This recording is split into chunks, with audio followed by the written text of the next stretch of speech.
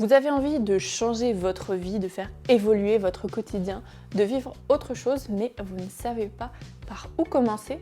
Dans cette vidéo, je vous présente 5 micro-actions, vraiment des petites choses simples et faciles à intégrer dans votre quotidien pour faire en sorte que vos journées changent jour après jour pour se rapprocher finalement de ce que vous désirez vraiment vivre dans votre quotidien. Je sais pas vous, mais perso, pendant longtemps, je me suis imaginé que j'avais besoin de changement et que pour pouvoir changer, j'avais besoin de tout révolutionner. Que soit je faisais pas grand chose et donc rien n'allait changer, soit je devais tout changer. Changer de coiffure, de garde-robe, de lieu, changer de travail, changer de maison pour comprendre que ma vie est différente et que ma vie me ressemble plus. Alors bien évidemment, on peut mettre toutes ces choses en place et parfois on a besoin de ces grands changements. Mais tant que notre intérieur ne va pas mieux, les changements extérieurs finalement ne vont pas vraiment servir à grand chose. Bien qu'ils auront une petite influence, si je prends une fleur morte et que je la mets dans un autre pot, elle va être toujours morte. C'est pas le pot qui va faire une différence. C'est la manière dont je prends soin de la terre, dont je lui mets un nouvel engrais, dont je débroussaille les bons endroits. Bref, vous avez compris. L'idée donc dans cette vidéo, comme je l'ai dit au début, c'est de venir vous partager les 5 micro-actions. Vraiment des choses que j'intègre moi-même dans mon quotidien. Donc c'est au moins prouvé et approuvé par une personne ici sur Terre. Et c'est vraiment des choses qui au début peuvent vous sembler soit très bateau, soit très wouh, sur quelle planète elle vit celle-là. Mais c'est des choses qui sont vraiment, pour le coup, game changer et accessibles. Je vous demande juste, pour vous-même, parce que ça fait du bien, de regarder ces 5 actions avec une ouverture d'esprit et en vous disant, ok, testons, expérimentons, puisque de toute façon, il n'y a que comme ça que vous allez pouvoir comprendre, savoir si ça vous correspond ou non. L'action numéro 1, c'est de venir poser son intention chaque matin. Poser son intention, c'est-à-dire de quelle manière est-ce que j'ai envie de vivre cette journée? Avec quel sentiment? Avec quels mots? Avec quelle sensation? Dans quel état d'esprit? Une intention, ça peut être tout simplement j'ai envie de vivre ma journée avec sérénité. Mon intention du jour, c'est la confiance, le partage, la transmission, l'écriture. Parce que peut-être que vous êtes en train d'écrire un livre, je ne sais pas, et vous avez besoin de vous consacrer principalement à l'écriture. Simplement le fait de définir votre intention, et pour le faire, pas besoin de se casser la tête ou d'avoir un dictionnaire à côté de soi, juste écoutez votre cœur et demandez-vous vraiment de quelle manière est-ce que j'ai envie de vivre cette journée. Pourquoi c'est une action game changer?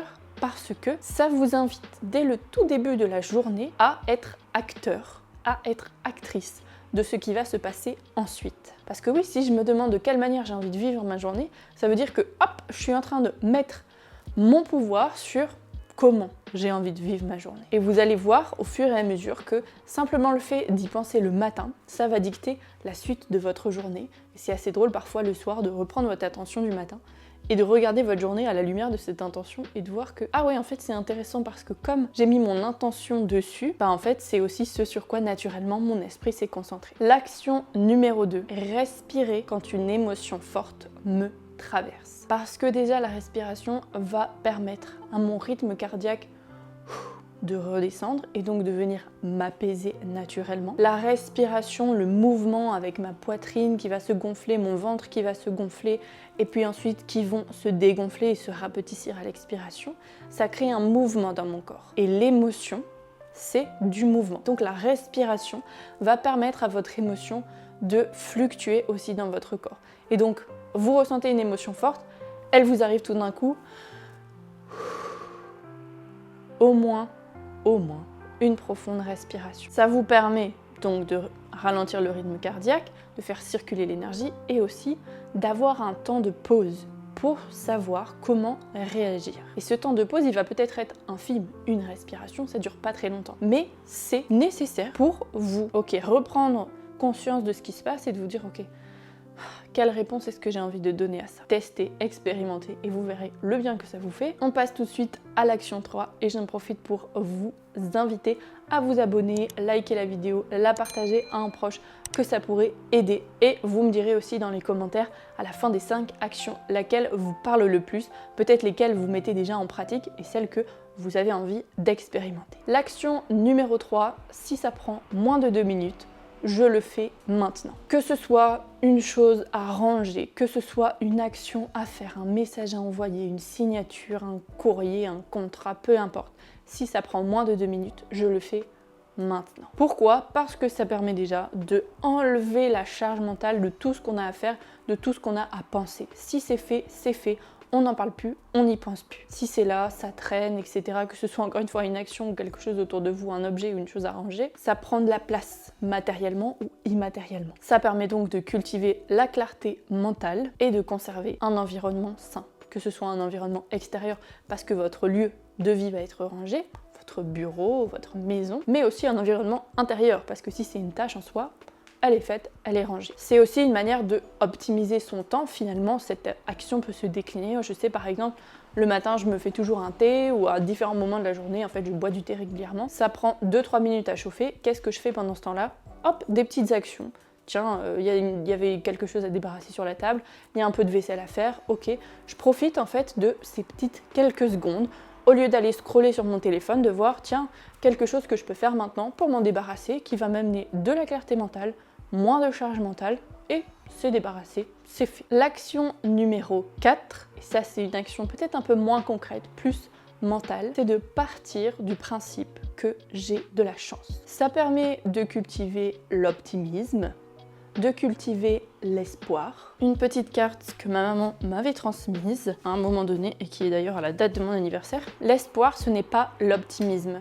Ce n'est pas non plus la conviction qu'une chose va bien se passer, mais au contraire, la certitude que cette chose a un sens, quelle que soit la façon dont elle va se passer. Pour moi, partir du principe que j'ai de la chance, c'est vraiment appliquer ça. Avoir la certitude que ce qui se passe a du sens. Ça me permet aussi d'être centré sur la solution plutôt que d'être centré sur le problème. Si je pars du principe que j'ai de la chance, ça veut dire que je pars du principe que les choses vont bien se passer et que donc je fais en sorte qu'elles se passent bien. Et je suis pas en train de me tracasser de tout ce qui pourrait ne pas bien se passer. Bien évidemment, c'est à mettre en équilibre avec le fait d'être dans l'ignorance et dans la naïveté totale de ce qui se passe. Et peut-être que parfois je suis naïve sans m'en rendre compte, certainement. Mais partir du principe que j'ai de la chance, ça me permet aussi de m'auto-valoriser. Ça veut dire que ma vie a de la valeur puisque j'ai de la chance. Si j'avais pas de valeur, bah on s'en fout si j'ai de la chance ou pas. Peu importe, c'est une chose dont on se passerait bien. Ce qui n'a pas de sens, pas d'intérêt. Tandis que si je pars du principe que j'ai de la chance, ça veut dire que je me valorise et que je m'apporte aussi du soutien et de la force et que même dans les moments difficiles, je suis soutenue parce que je trouve un sens aux choses. Donc je vous invite vraiment à partir du principe que vous avez de la chance, même dans les moments où vous n'y croyez pas, parce que ça vous permet au moins d'approcher l'inconnu avec un peu plus de légèreté peut-être, un peu plus de curiosité et de plus voir l'inconnu, que ce soit l'inconnu dans un vrai inconnu ou un inconnu comme voilà, une étape sur votre chemin, quelque chose que vous n'avez pas encore vu, pas encore découvert. Je vous invite à approcher cet inconnu avec plus de légèreté en vous disant de toute façon j'ai de la chance.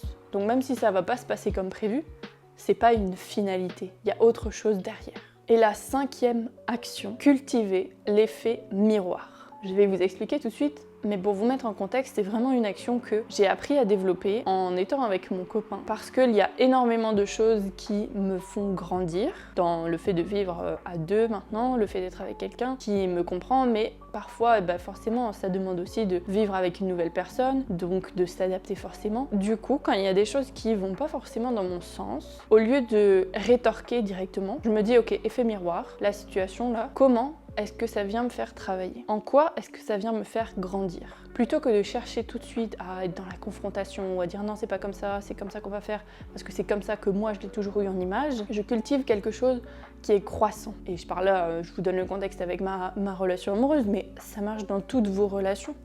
Ça marche dans même des situations. Ça demande d'avoir une certaine intelligence intrapersonnelle et ça vient surtout nous aider à la développer. Et cette intelligence intrapersonnelle, c'est cette capacité à réfléchir à propos de soi, à s'auto-observer, s'auto-analyser, à conscientiser ce qui se passe à l'intérieur de nous et chez nous. Mais donc, cette action 5, cultiver l'effet miroir, c'est vraiment très précieux. Je prends un exemple, je pense que vous allez tous pouvoir visualiser. Ok, tiens, j'ai un échange avec une personne qui est énervée, qui a un ton vraiment agressif, etc. Ok, je sens que ça provoque quelque chose chez moi. Ok, en quoi est-ce que ça vient me faire grandir? En quoi est-ce que ça vient me faire travailler? Ben, ça vient me faire grandir sur le fait de oser poser mes limites, de dire que pour moi c'est pas correct de parler de cette manière-là, que je ne cautionne pas ce type de conversation, que je préfère qu'on prenne la conversation quand on aura respiré tous les deux et qu'on puisse, ok, échanger de manière plus objective. Ça me permet donc de, voilà, venir poser mes limites, ça me permet d'apprendre à m'exprimer, d'exprimer ce que je ressens, et puis ça me permet d'apprendre à cultiver des relations saines. Ok, très bien. Et ben le fait d'avoir fait ça plutôt que la personne vient et m'agresse et moi directement dire là, ouais non non non, c'est n'importe quoi, il y a une manière qui est beaucoup plus constructive que l'autre et qui surtout me permet à moi finalement de tirer profit de la situation. Pourquoi? Parce que si moi j'arrive à tirer de comment est-ce que ça me fait grandir, ça veut dire que justement, je suis en train de grandir malgré que la situation ne soit pas des plus favorables. Un autre exemple, pour avoir un côté un peu plus positif, on va dire, il y a une situation qui se passe de tiens, quelqu'un vient me voir et vient me faire des compliments et moi j'ai du mal à les recevoir. Ok, je peux me dire oh là là, cette personne,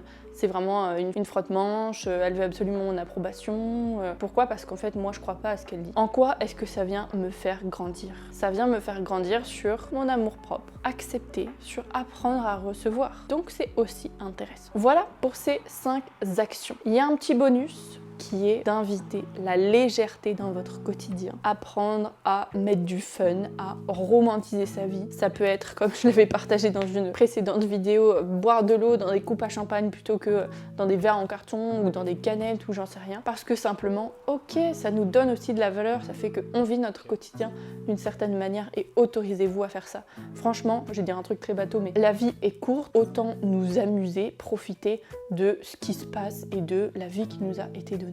Pour récapituler les 5 actions. Premièrement, poser une intention pour sa journée dès le matin. Deuxièmement, respirer quand une émotion forte me traverse. En 3, si ça prend moins de 2 minutes, je le fais maintenant. En 4, partir du principe que j'ai de la chance. Et en 5, cultiver l'effet miroir. Je vous laisse me dire dans les commentaires laquelle de ces actions vous parle le plus, peut-être celle que vous mettez déjà en place, celle qui vous donne envie d'expérimenter. Abonnez-vous, likez, partagez. On se retrouve très bientôt dans une prochaine vidéo. Prenez bien soin de vous. Ciao!